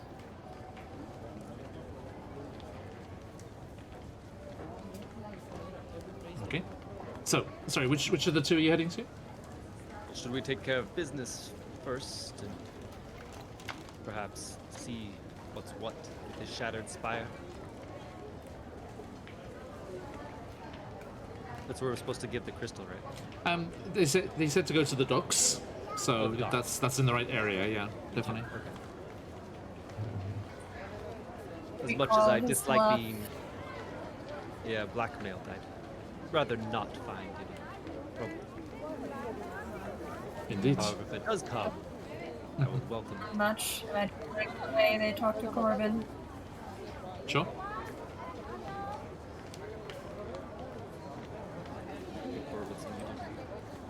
Robin. I am muted only because I didn't want to just be over here going, oh. Sorry. We all saw it. My face is loud enough. Speaks volumes. In a good way. This is why you asked me to be here. Just, Indeed. So, Alora, yes, you drop back and walk alongside Corbin. Yes.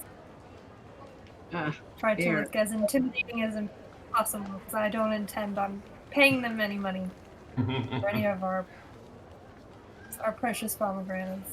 Christian's pomegranate. So we're really not gonna. So then what are we gonna do? They like slowly shrink back down to like their normal height, which was like just taller than you. Just a little bit. They're like, what are we gonna do then if we're not going there? March down there and tell them they're not getting anything from us, and if they don't like it, they can come find us. Yes, I suggest That's we what I make a say. counter offer. I pull out my axe. Let's I kind of light up when you say counter offer though. Like, what if we do? What if we use his name to get something that we want? They already know we're going to be going down there. We can give them whatever we want and get information and say that they traded. We would have the entire day before they caught up with us.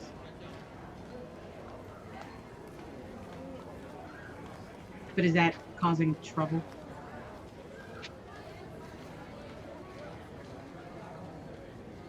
She asked the wise old adventurers, but is that causing trouble? You two would know more about this than either of us. So what do you think, Elora and Sakan? Do you think that he actually would go through with his threats? What do you think, Sakan? I mean, they're supposed to be moral people down here. They're blackmailing us and we've done nothing wrong. This Quartz Salt Baron is indeed part of whatever corrupt extortion practices that guard is carrying out, then I'm sure he could be convinced or persuaded, perhaps, to protect himself and not be turned in with his compatriot. Could I do like a history check to see if I recognize, like actually now that I'm like away and like not freaking out, recognize the name Salt Baron? Like that title? If that's like a moniker or something? Yeah, definitely, yeah. Yeah? Mhm. Awesome. History check. History check. I'm gonna do a history check. 16. 16. Mm-hmm. You have seen the name on the same books that were connected with Gracklestug, where you've learnt about the contact that was down here, that guard. And it was recorded as a merchant's name. Okay. A Duragar merchant. At the very most, we might be able to get something on the guard. Maybe he owes. Maybe he's in debt. Maybe we could find something to throw back at him if we really tried to come after him. But I meant it when I said I would protect you. I would try at least.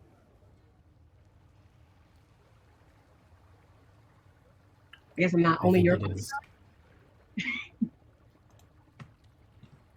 it is wise to try and obtain information, and should we need to leverage against these people, we certainly can. Evil deeds must always come to light and be dealt with, and that we have a number of intimidating figures here. Well, I'm willing to go at it if the rest of you are.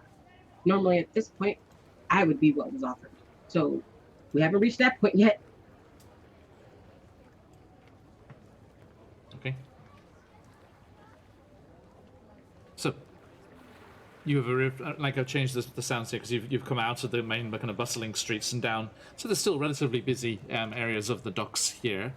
Do you ask around for the merchant? Yeah, I'd like to ask Hemeth as well, though, if he knows anything about what's going on, or this guy. Yeah, how did he feel when he saw that happening? Salt Baron. Yeah, I know the name.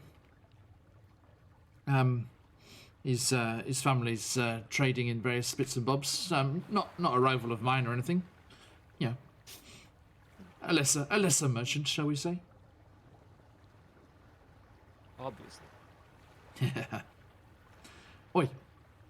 Hey, you lot look wanting somewhere to stay.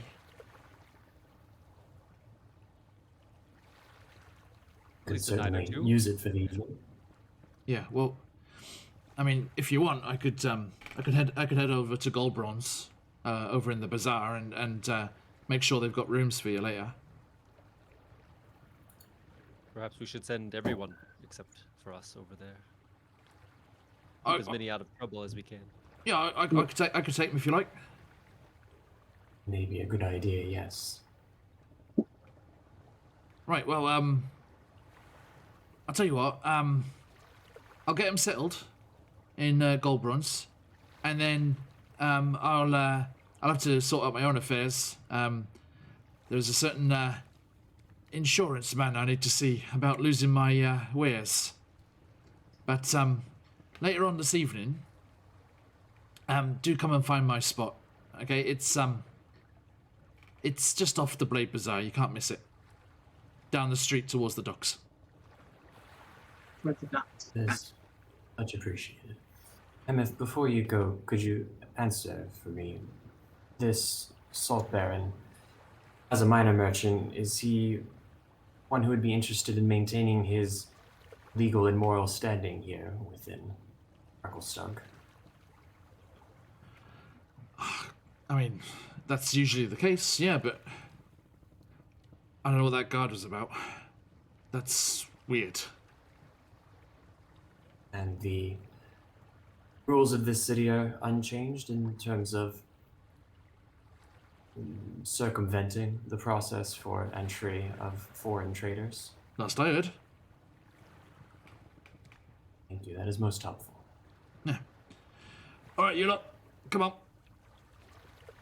And the others kind of nod and you know, say their farewells and goodbyes to you and see you soon and take care, and there's just this string of niceties as they make their way past you. Every voice. Nope. And sorry, Laura, what's one? I'll just keep an eye. Yeah, keep an eye on Sareth. He's been looking out of sorts recently. Okay, yeah, I will, sure. And Hemeth leads them off through the streets.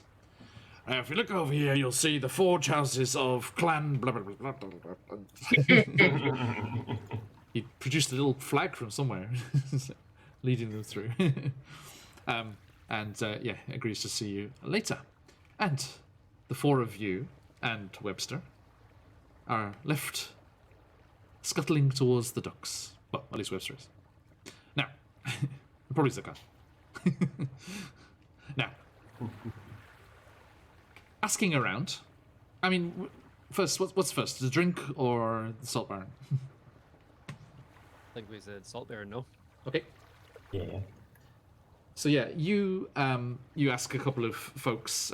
You get flat out ignored a couple of times. Slightly, one of the people you approach looks slightly panicked and runs away.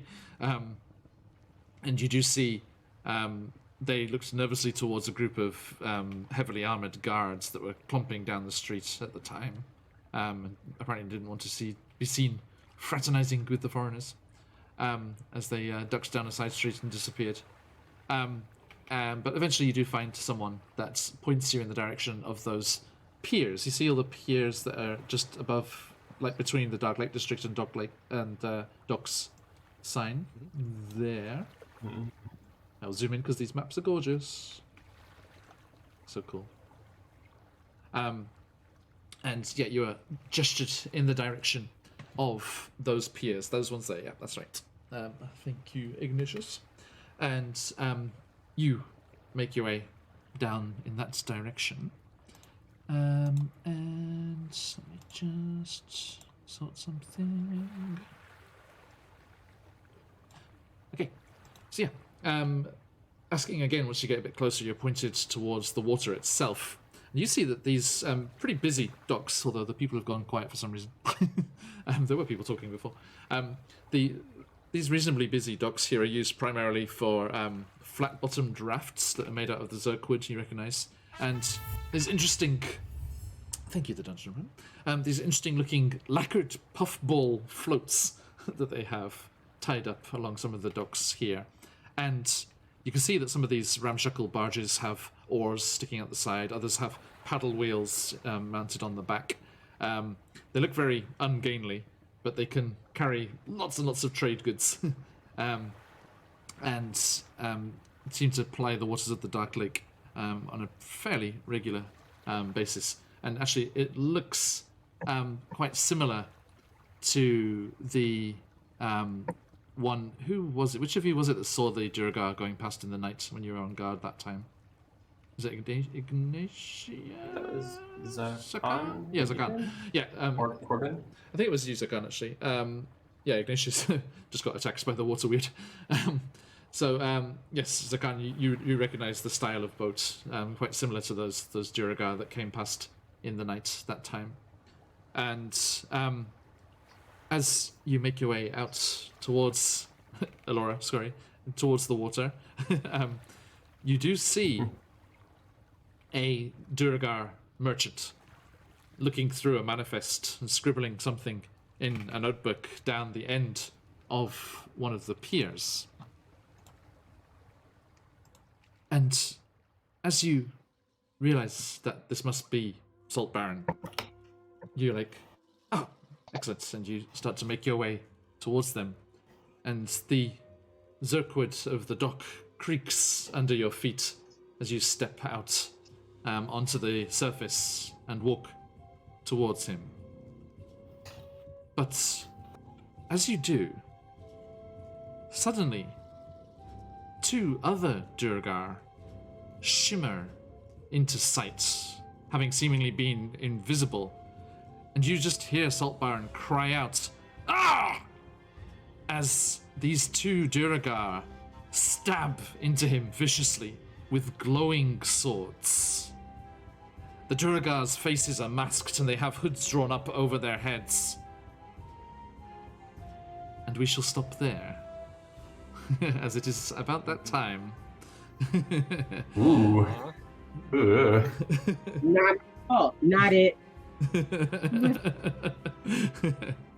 So, by the way, I will point out a fun thing that may become relevant, but Zakan can see invisible things within 10 feet.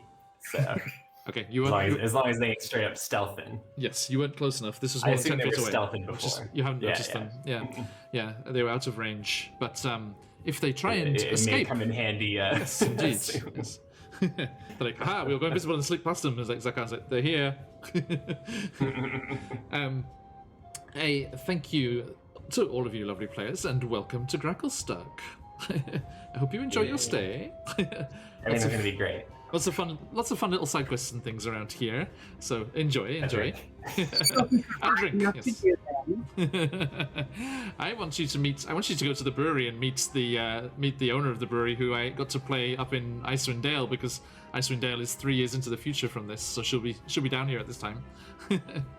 So she'll be knocking around here at some point.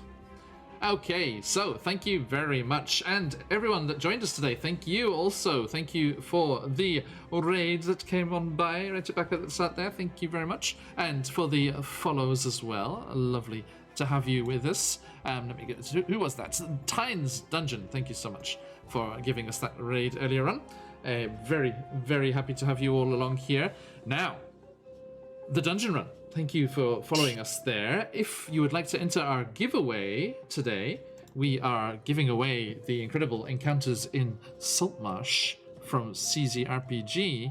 And please, as a follower, as a thank you, we are giving the chance to our followers to win this incredible supplement for use in many different games. Lots of opportunity to use all the encounters and lore that is held within those pages, not just Ghosts of Saltmarsh, of course. So, yes, if you would like to enter into that giveaway, please type !CZRPG as I wrap things up here. Now, we will see all of you next time we're here, but between then and now we have several fun things going on, so let me quickly run through those. Do head on over to the schedule on the channel here to see when everything's happening, but we have Descent into Avernus, Rime of the Frost Maiden, Curse of Strahd, and all sorts of other goodies going on, so please jump in and join us whenever you can. And keep an eye on our Twitter, which is also linked on the channel, but can also be done like this. Follow the Twitter for announcements about when we are going live and what's coming up on that day, as we always like to let everyone know what fun is in store later on. Now, especially Cheesebug, thank you so much. It's a cool name. Jump into the giveaway, Cheesebug. Having given us that follow there, thank you. Now, everyone, something special this weekend compared to our normal run of things, as tomorrow, Friday the 11th, is the 1 year anniversary. 1 year already, I can't believe it. It's been an amazing year. Thank you so much, and thanks to all of the players. Thanks to all of you lovely folk that make all of these sessions so much fun, and everyone who comes and joins us watching along and joining in the fun. It's always great to have you in chat as well. And special thanks to you, Chris. Just meeting up with you guys and everyone over at CarniSideShow and our good friends at Quest Junkies UK as well has been very, very important this year, and thank you so much for all the support and everything. And it's a pleasure to get to actually play with you on a regular basis as well. It's so much fun. I'm really glad we managed to meet up with such a cool group of people around us. This corner of the internet is very nicely populated with wonderful people. It's so nice. And we will be celebrating said anniversary with our Descent into Avernus game tomorrow. Do come along and see the aftermath as the party turned against each other, trying to stop each other getting the Sword of Zariel and sacrificing their personality. One of them was polymorphed into a snail, the other one was trapped inside a force bubble as they all desperately scrambled to be the one to sacrifice themselves for the greater good. And just a gif of Clinton and Natasha on the top of that. I'm just like, Indeed. Thank you, Evix. Yes, indeed. Here's to future adventures. Cannot wait. Now, so yes, speaking of future adventures, after we've settled through the aftermath of that celestial sword causing a bit of a ruckus in Avernus, there is a very interesting thing waiting for our players. I'm fairly safe they won't see this before tomorrow. So there is something interesting that is awaiting them on the plains of Avernus.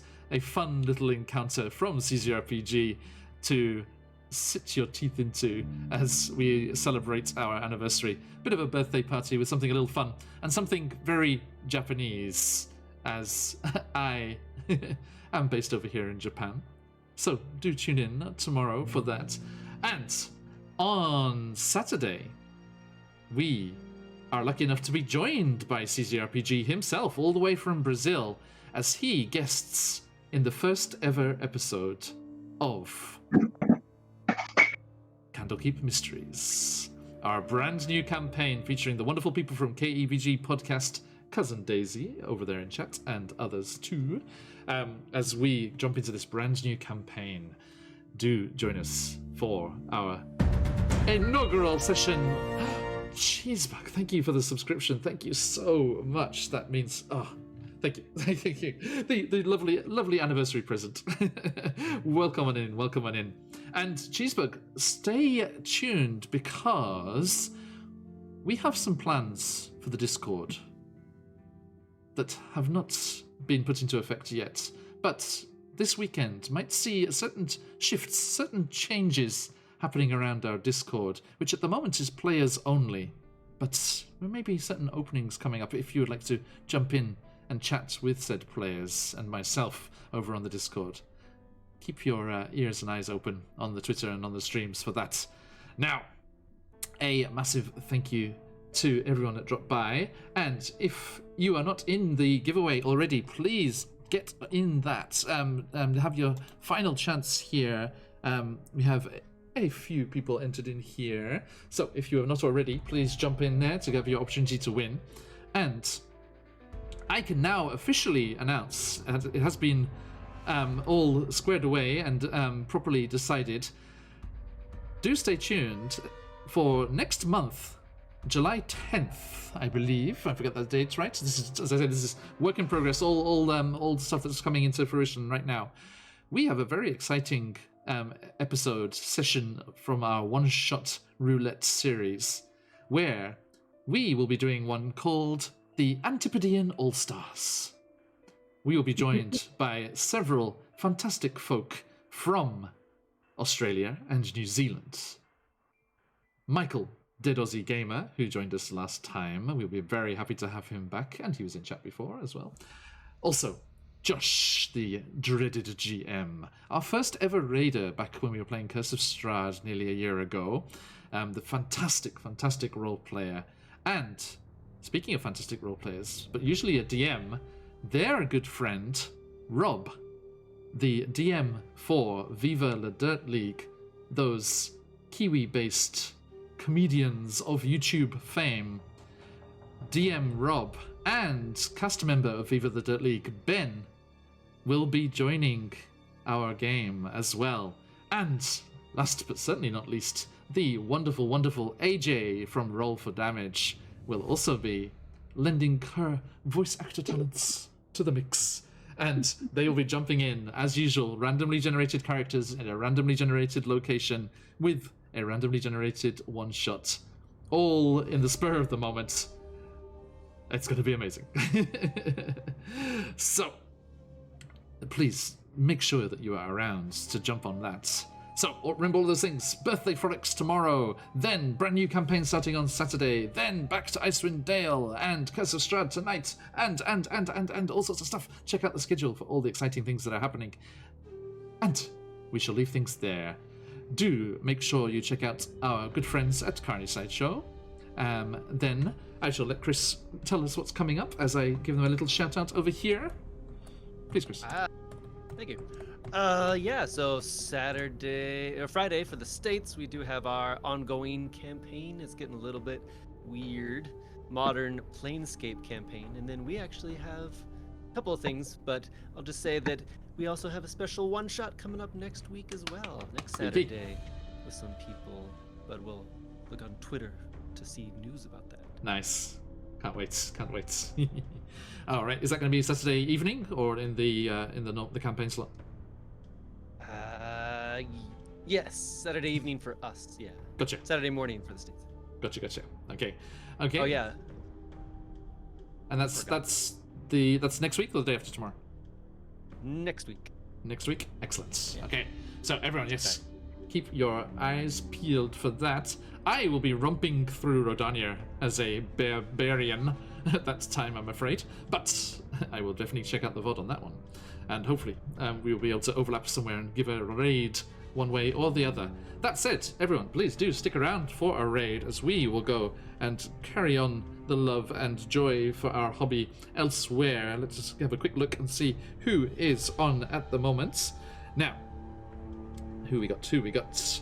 Oh, okay, yes, let's do this. The lovely people over at the Adventure Archive who joined us and raided us last week and threw us over 400 followers. Let us raid them back in kind as we go off. Please stick around for that. Make sure once the raid is gone through, you double click and get onto their channel so that the views do count towards their all their totals over there. And if you've got them, let those phoenixes fly. But until next time. Oh, what am I doing? I need to do a prize draw. Oh, John, hold your horses. Closing entries. Going once, going twice. And the copy of Encounters in Saltmarsh will be going to... Click. Boom. Patient! Congratulations! Right. It's always wonderful to have you here. Woo indeed, Patient. I will be whispering the information for you to get your hands on that incredible supplement to enjoy yourself or pass on to your local friendly DM. Congratulations once more, and everyone, do come by for Curse of Strahd later, Avernus tomorrow, and Candlekeep on Saturday, which I have to get used to saying because it's all new. And we will be continuing to give out amazing things. Yes, indeed. So, everybody, thank you for today, and we shall see you soon. But, as we like to say around these parts, matane. See ya, thank you. Matane. Bye.